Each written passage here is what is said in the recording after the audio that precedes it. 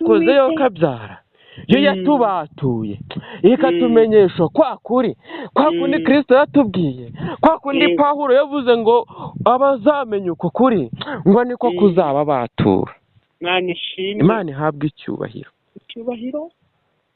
Ijambo iyo mbimenya ntirijya riba mu kanwa k'umugaragu w'Uwiteka wemeye kuyoborwa nawe, kuko hari benshi bakorera Uwiteka ariko nk'abakozi, bakora nk'abakozi badakora nk'abana bo mu rugo. Umwana wo mu rugo ararangura uko abishaka, umwana wo mu rugo aragera mu byumba ashaka, umwana wo mu rugo akora nk'uwikorera. Ariko hari n'abakozi bakora nk'abagaragu, bagakora batsimba ku ruhande, bagakora birwanirira. Abo nabo Imana irabafite mu murimo w'Imana, barimo. Turimo turi ingero ebyiri. Hari abana b'Imana bakorera Imana nk'abakorera iwabo, nk'abakorera urugo rwabo, bashaka kungura famiye yabo.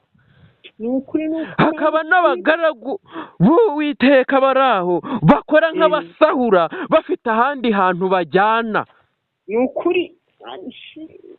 Imana ihabwe icyubahiro.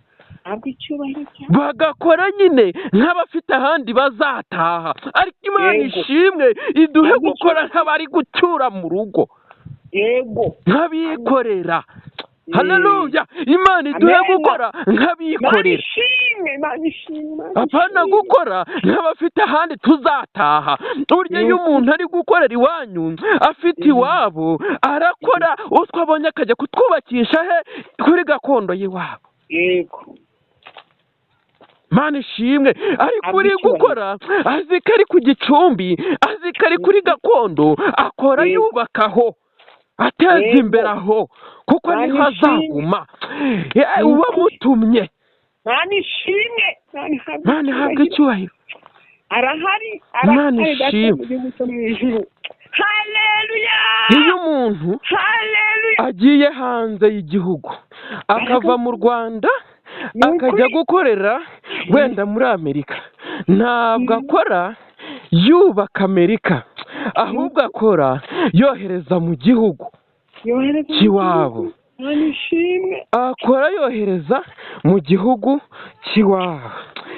Noneho hakaba na wa muntu uri gukorera mu Rwanda azi ko ari iwabo, ubu akora yubaka iwabo. Rero izo ngero ebyiri mu bakozi b'Imana zirimo.